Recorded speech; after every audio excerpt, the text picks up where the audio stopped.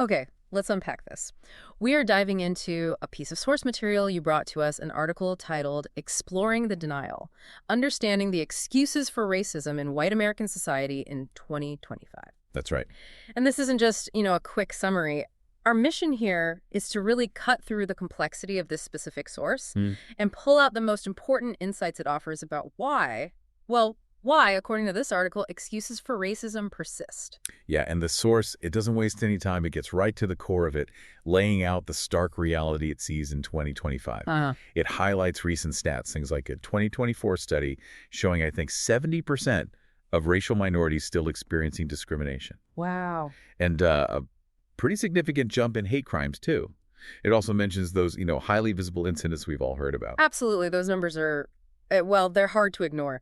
But the article pivots pretty quickly, doesn't it? From the what of racism to the why behind the responses to it. Exactly. Its main focus, and ours in this deep dive, is really that observation that many white Americans, well, even if they acknowledge systemic issues, in theory, perhaps, they tend to rationalize or downplay the impact of racism in practice. That's what the source claims. And the source argues this isn't just, random.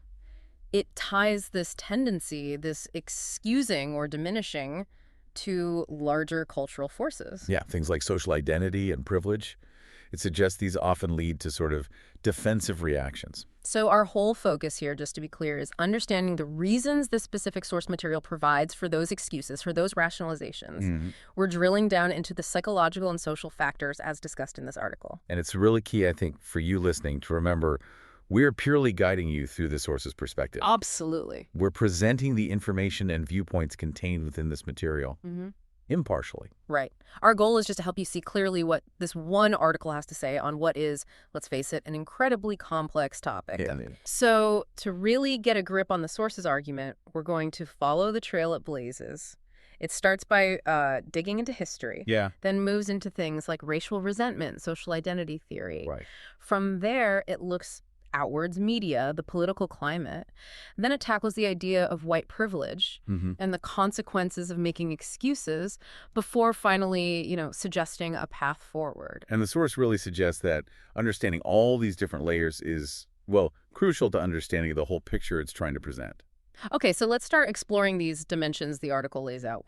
Where does this article even begin to untangle the roots of these excuses? It argues, you have to go way back. It says the history of racism is deeply woven into America's beginnings, points specifically to the legacy of slavery. Okay, slavery. But how does the source connect that history to today's excuses? Well, what's powerful here, I think, is how the source shows this wasn't just history that, passed. It argues slavery entrenched hierarchies, dehumanization, creating beliefs in racial superiority within the white population that, according to the source, justified economic exploitation and shaped cultural views that still influence present-day rationalizations. That's the claim. So it created a deep underlying framework. The source then moves on, to the post-slavery era, Jim Crow. Yeah, discusses how Jim Crow laws formalized discrimination. Yeah. And it argues that during this time, white Americans developed a whole range of excuses to justify segregation. Excuses like? Yeah, seeing themselves, in the source's words, as protectors of social order while pushing black Americans to the margins, basically building a rigid system and finding ways to explain it away. Right, and then the civil rights movement comes along. Exactly. The article looks at that and notes it challenged these systems. But it argues that even then, the deeply ingrained mentality of white supremacy continued to persist, often morphing into more subtle forms of racism. That's the source's take. So the source is really arguing that this whole historical background, constantly reinforced through generations, through different social movements, it laid the deep groundwork. That's the idea. Laid the groundwork for the contemporary excuses and rationalizations we see today. Understanding this legacy, it says, is absolutely fundamental. Okay, so transitioning from those historical roots, the source then shifts focus. It talks about something it calls racial resentment. What's the source getting at with that term? Well, the source defines it as these complex feelings discontent, maybe bitterness, which it observes some individuals feel towards racial minorities. Okay. And it specifically states that in the context of white American society, this often flares up as a reaction to, say, changing demographics or perceived shifts in social power. Ah, okay. So it's connected to how society is changing. The source digs into the psychological side too, right? Highlighting fear. Exactly. Fear some individuals may have of losing, cultural or economic dominance as the country becomes more diverse. That makes sense in terms of the source's argument. Yeah, the source suggests that some white individuals may feel threatened. Threatened by the idea that their status, their values, maybe what they see as their privileges, could be challenged. And that feeling of threat. That feeling, the article argues, can create a defensive mindset. And that leads directly to, in the source's words, retaliatory attitudes or justifications for discriminatory behaviors. And the source links this back to social identity theory, which we'll get to more, but suggesting people feel good about themselves through their group memberships. Right.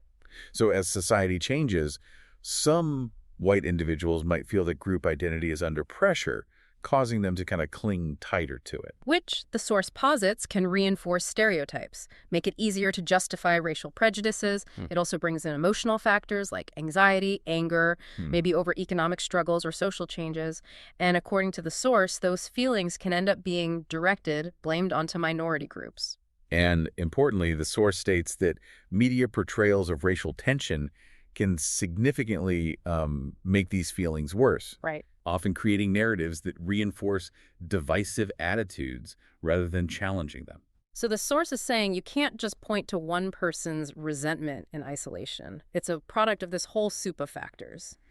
Changing society, fears about your place, who you identify with, even what you see in the news. Yeah, a whole web. That web, the source argues, is key to why these excuses take hold. Speaking of social identity, the source spends quite a bit of time applying social identity theory directly to explain why some people might be hesitant to even, engage with discussions about racism. How so? It argues that for many white Americans, their racial group membership itself can trigger defensive attitudes when topics like racial inequality come up. So the group identity becomes protective, defensive. Kind of. The source makes a strong claim that the basic human need to belong to your group often overrides the willingness to engage with uncomfortable discussions about racism. It says this dynamic can lead individuals to, and I'm quoting roughly here, marginalize outgroup perspectives or justify systemic racism, because aligning with the in-group beliefs reassures their social identity. So that comfort found in group loyalty seems, according to the source,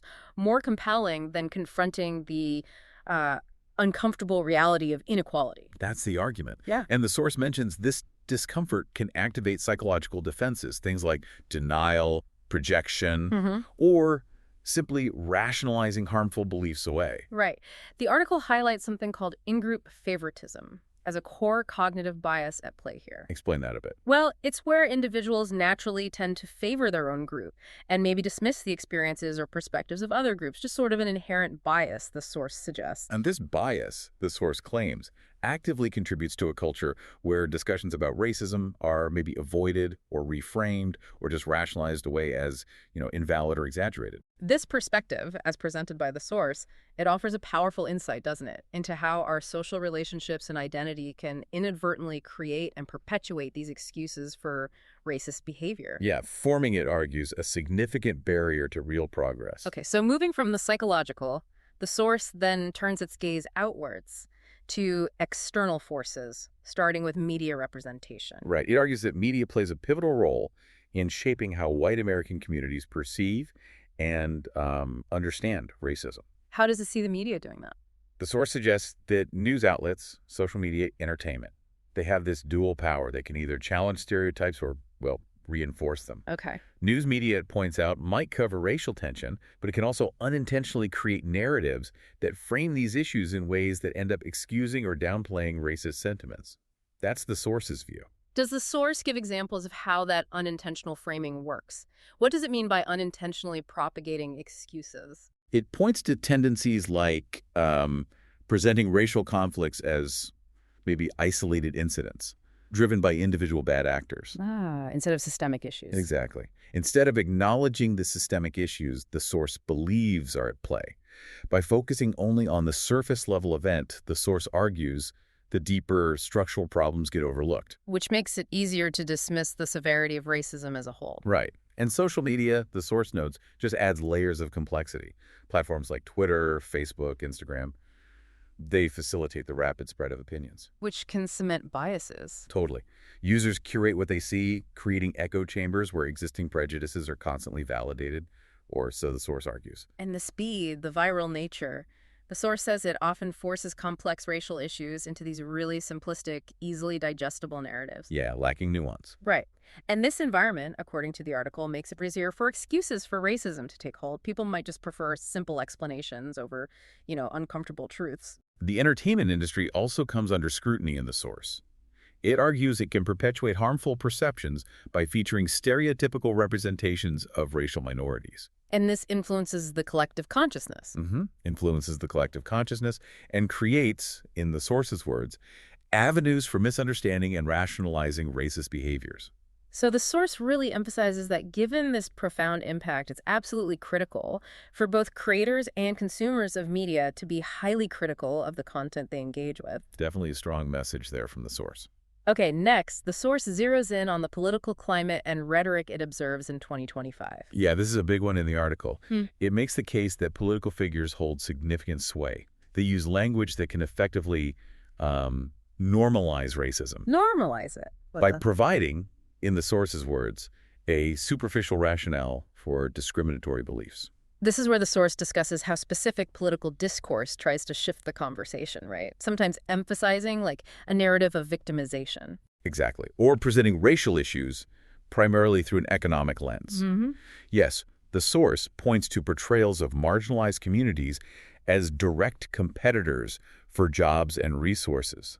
It sees that as a particular tactic. And that kind of narrative. That kind of narrative, often combined with populist messaging, the source argues, can stir up a sense of urgency or threat among some white Americans. Pushing them towards a defensive stance. Right, where excuses feel justified. The source also claims the political climate it observes is heavily characterized by polarization, which shuts down open dialogue. Yeah, and allows racially charged rhetoric to flourish without much challenge. And according to the source, when political leaders use inflammatory language or maybe appeal to nationalist sentiments, it can inadvertently lend legitimacy to racist ideas. So it creates a cultural space. Exactly, a cultural space where, for certain demographics, the source argues excuses for racism become socially acceptable, maybe even expected. The source views this interplay, then, between political language and public sentiment as a clear illustration of leadership's significant influence.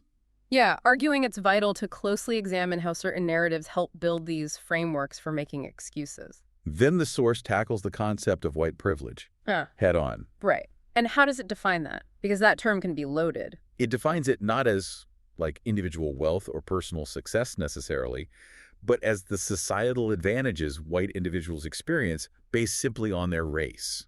In a system the source says is built on racial hierarchy. And crucially, the source emphasizes these advantages are often invisible to those who have them. the source states that acknowledging this, even in 2025, remains both crucial and highly contentious. Yeah.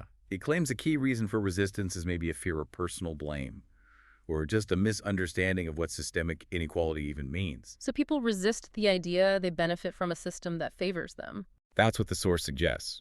And this resistance, it argues, directly fuels defensiveness and the creation of excuses designed to deflect from uncomfortable truths. Like what kind of excuses? For example, the source says some individuals might point to personal hardships they've faced, maybe economic struggles, and use that as an argument to negate the concept of inherent systemic privilege, thereby diverting focus from the larger structural issues. And the source believes this mindset actively hinders constructive conversations about race. Yes, creates significant barriers to understanding how societal structures continue to perpetuate inequality, according to the article.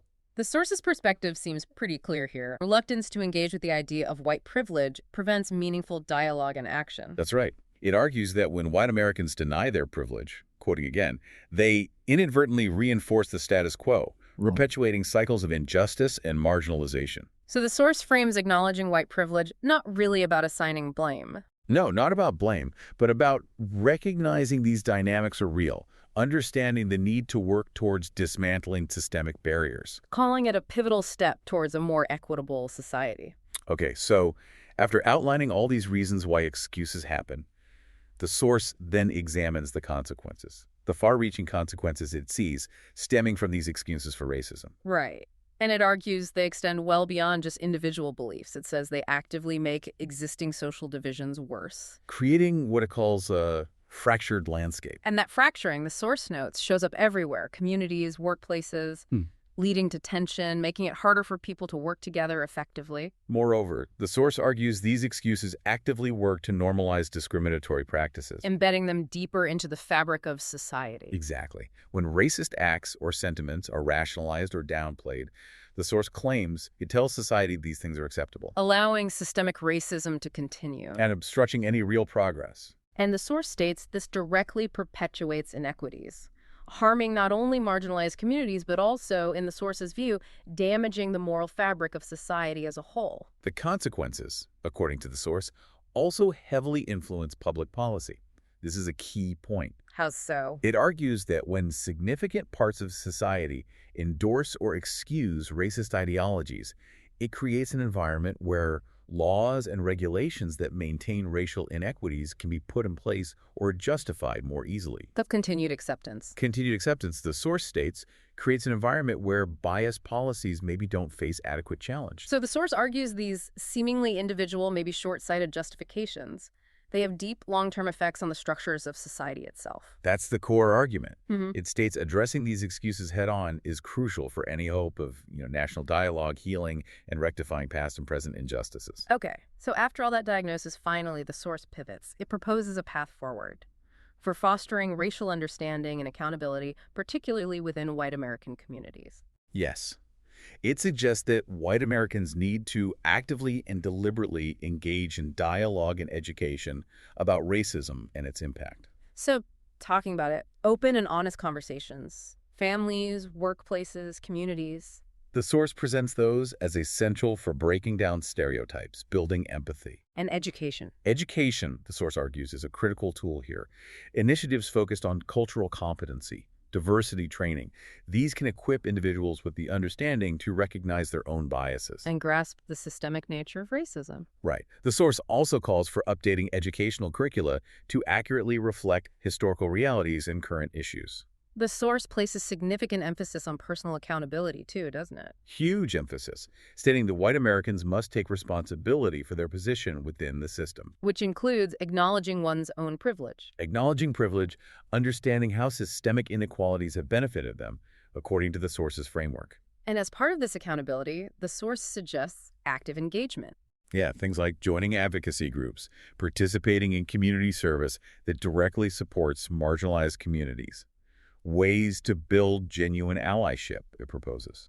And lastly, the source makes it clear that significant change requires collective action. It's not just individual stuff. Not just individual. This means collaborating with organizations, advocating for policy reforms, aimed specifically at achieving racial equity. So, pushing for changes in areas like law enforcement, education, healthcare policy. Exactly. The source argues that's necessary to ensure systemic barriers are truly dismantled. It is through this combination, then, dialogue, education, personal accountability, and collective action, that the source concludes meaningful progress towards a more equitable society can be made. That's essentially the roadmap the source lays out for a way forward from the dynamics it describes. Wow, that really was a deep dive into the source material. We started with the historical roots as built the framework, moved through the psychological and social dynamics it identifies, like resentment and identity. Right, the internal factors. Examine the external influences of media and politics it points to. Yeah. Grappled with the concept of privilege as the source presents it, considered the consequences it details, and finally looked at that path forward it suggests. And this source makes a really powerful case, doesn't it, for just how interconnected all these factors are. Definitely. From centuries of history to how our own minds work, the messages we get every day, all contributing, it argues, to this phenomenon of rationalizing or excusing racism. It really emphasizes that you have to understand all these underlying dynamics, according to the source, to have any hope of meaningfully engaging with the issue. That's the takeaway. So here's a thought to leave you with, pulled directly from the core ideas in this article. Given this incredibly complex web, the source describes history, psychology, social identity, media, politics. How challenging do you think it might really be to actually implement the path forward it outlines? The one that relies so heavily on dialogue, education, personal accountability, and collective action. It makes you think about the sheer scale of that task, doesn't it? It certainly highlights the depth of the challenge, according to this source. Oh. A very significant challenge. Thank you for bringing the source material to us for this deep dive. We truly hope this exploration has given you a much clearer view of the insights it contains.